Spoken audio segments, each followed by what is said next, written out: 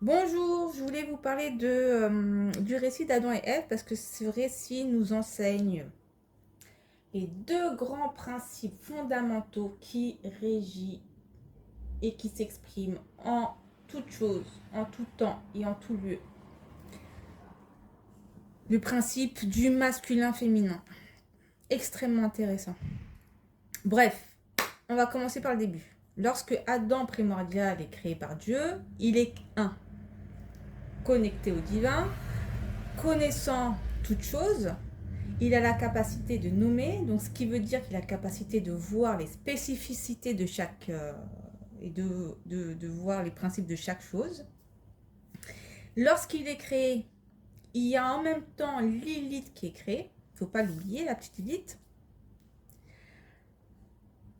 Parce que aussi bien lorsque le bien est créé, il y a... faut bien comprendre que en fait, le mal n'existe pas en lui-même. Le mal n'est que l'absence du bien. Donc lorsque le bien est créé, le mal est en potentiel. Parce que le mal n'est que l'expression de l'absence du bien. Donc lorsque Adam primordial est créé, on a le même principe. On a Lilith qui est également créée. C'est l'absence.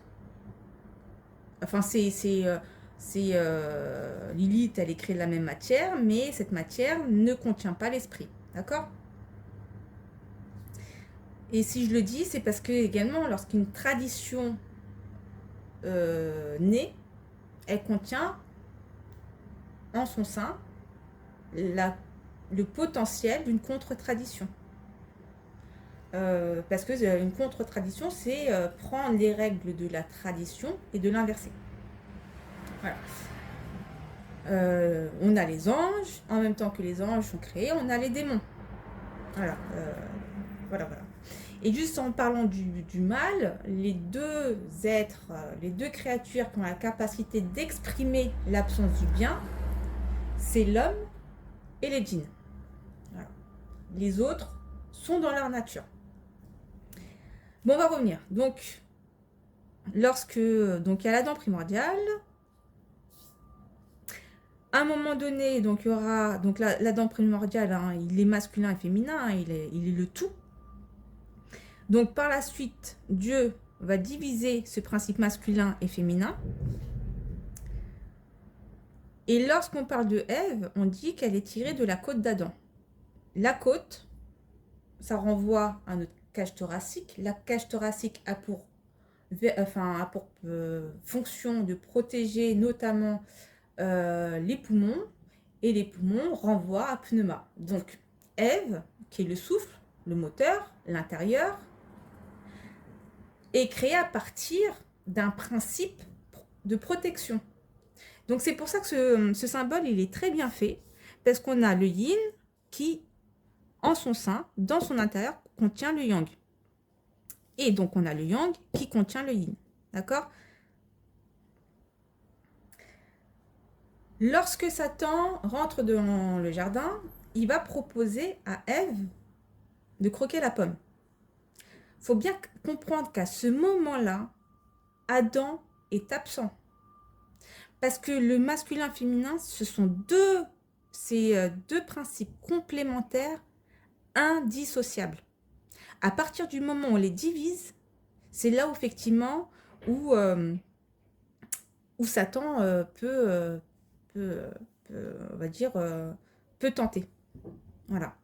Donc lorsque Satan arrive et propose à Ève la pomme, elle est dans l'incapacité de refuser. Parce que le Ève renvoie au principe récepteur, donc elle reçoit la pomme. Adam n'est plus là. Son principe masculin n'est pas activé. Donc elle va absorber la pomme. Lorsque Adam revient, Ève va donner la pomme à Adam. Mais il faut bien comprendre qu'à partir du moment où l'intérieur est vérolé, l'extérieur a perdu sa fonction. Donc, Adam va croquer la pomme. Le principe de Satan, c'est de diviser et d'annuler les principes. D'accord? Donc, Et ça, enfin voilà, moi je trouve que c'est très intéressant parce que ça, on va le retrouver dans tout. Par exemple, dans la mythologie, on a le cheval de Troie. Troie, c'est une cité qui est connue pour être indestructible, créée par les dieux. Donc la seule manière de pouvoir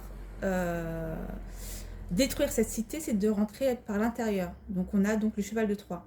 Lorsqu'on veut, par exemple, détruire une religion, détruire une institution, une famille ou quoi que ce soit, une personne, il faut s'attaquer à l'intérieur. C'est-à-dire que toutes les méthodes possibles imaginables pour détourner l'extérieur, les méthodes de protection vont être faites pour avoir cette capacité d'infiltrer l'intérieur. Et une fois que l'intérieur il est vérolé, c'est mort. Voilà. C'est-à-dire que ces deux grands principes-là nous rappellent qu'il faut toujours, également dans la manière de réfléchir, etc., toujours voir un principe et son complémentaire. On ne peut pas penser l'un sans l'autre. On ne peut pas penser extérieur sans intérieur. On ne peut pas penser émetteur sans récepteur. Voilà. L'un sans l'autre, ça s'annule.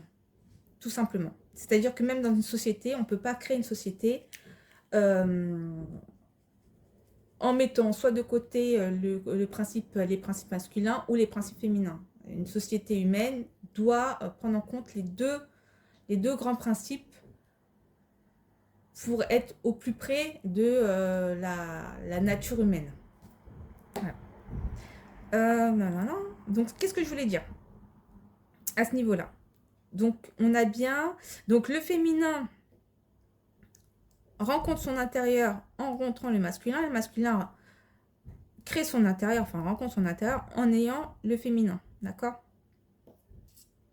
Et tout ça, ça crée un dynamisme vertueux. Encore faut-il comprendre les principes sacrés en toute chose. Et là, je vais revenir juste après. Maintenant, je vais y venir tout de suite. Par exemple, on a la notion de famille, la famille sacrée. On a la famille, enfin le père sacré, la mère sacrée, enfin tout ce qui régit les interactions humaines, d'accord? Il faut bien comprendre que dans une famille sacrée, pour qu'elle soit sacrée, il y a des principes qui doivent s'exprimer. Toutes les familles ne sont pas sacrées. On a énormément de familles qui sont profanées, désacralisées, où il y a des tendances, des influences négatives qui perturbent les relations. Et ça, c'est un des rôles normalement des enseignants spirituels, c'est d'aller chercher dans chaque chose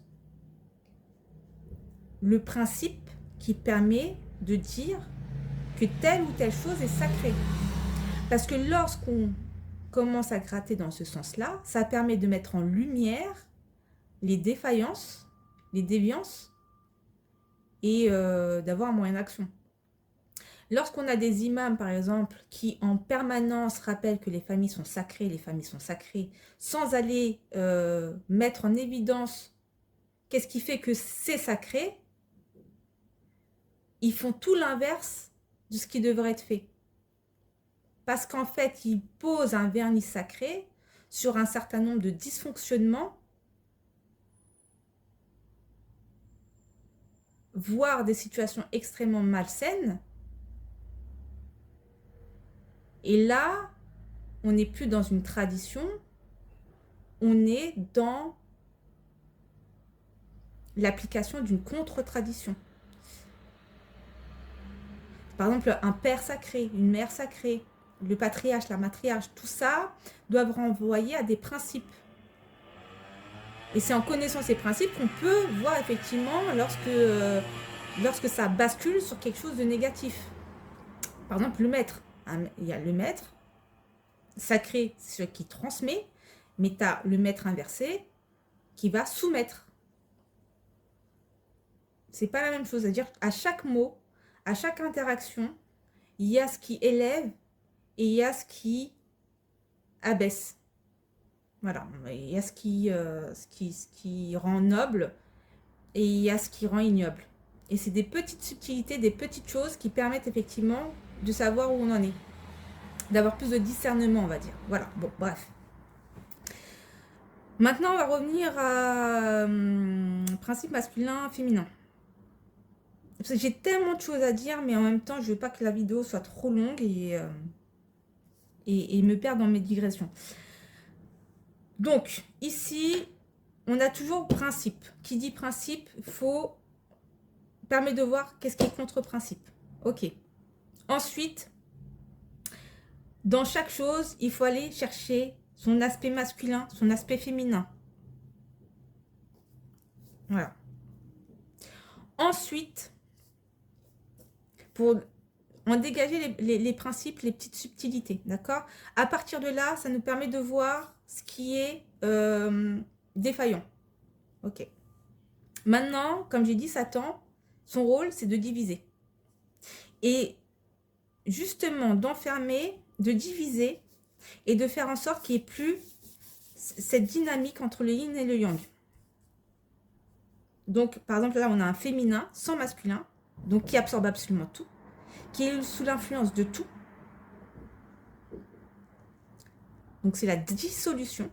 Et ici, on a le masculin sans le yin, hein, sans intérieur, qui est très bien mis en évidence, enfin, qui est très bien exprimé, notamment dans Sodome et Gomorrhe. Lorsqu'on lit Sodome et Gomorrhe, qu'est-ce qu'on voit? On voit une cité qui est hostile, qui n'a aucun sens d'hospitalité, dans la domination, la violence, la soumission, l'humiliation. Il y a également un aspect charnel. C'est pour ça qu'il a été très vite, on va dire, résumé à l'homosexualité. Mais en fait, Sodome et Gomorrhe, c'est beaucoup plus vaste que ça. Sodome et Gomorrhe, c'est un yang sans intérieur. Un yang sans intérieur, c'est un masculin sans intérieur. C'est un masculin qui ne peut être récepteur du divin. Parce qu'on a les deux fonctions, l'homme et la femme, en chacun de nous, on a les deux fonctions, émetteur-récepteur. En tant que femme, on va émettre et recevoir d'une certaine manière, et en tant que masculin, on va émettre et recevoir d'une certaine manière. On est complémentaires sur deux plans complémentaires, mais absolument pas égaux. Bref. Sodome et Gomorrhe, c'est ça. C'est le côté où on se retrouve dans une cité où il y a l'insécurité, la domination, l'acte charnel, par exemple, lorsqu'on demande à rencontrer les deux étrangers pour faire connaissance, c'est pas, on va dire, on n'est absolument pas dans de l'attirance ou de l'attraction, on est dans de la domination et de l'humiliation. C'est-à-dire que là, on nous renvoie au côté masculin perverti, ça renvoie à tout ce qui est psychopathe, pervers, vicieux. Et pas uniquement à l'homosexualité. Vous savez ça, je pense que beaucoup d'imams n'oseront le dire. Pourquoi? Parce que un certain nombre d'entre eux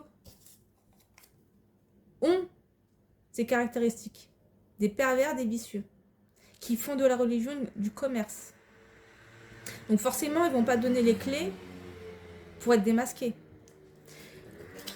Maintenant, du côté yin, on peut revoir un petit peu, même si Lilith n'est pas le principe féminin de l'Adam primordial, mais c'est le principe féminin dans le sens où elle est absolument dans la réception de toutes les influences négatives. Et elle se lie à un moment donné à qui? À Satan. Ce texte, il est magnifique dans le sens, et c'est ça que j'adore dans les textes religieux, c'est que par des petits récits, il y a un enseignement, mais qui permet de brasser un certain nombre de choses, quoi. Voilà. Bon, juste pour revenir, parce que, voilà, le problème, parce que je parlais des imams. Vous savez, les imams, lorsqu'en permanence, ils répètent la famille sacrée, les aînés, il faut les écouter, etc. Mais il n'y a jamais, jamais, il y a un contexte. Jamais ils ne mettent en lumière des principes. Jamais. Finalement, ils travaillent pour qui? Certainement pas pour la tradition. Ils nous vendent. Pour moi, hein, l'islam qui est vendu actuellement, c'est l'islam inversé.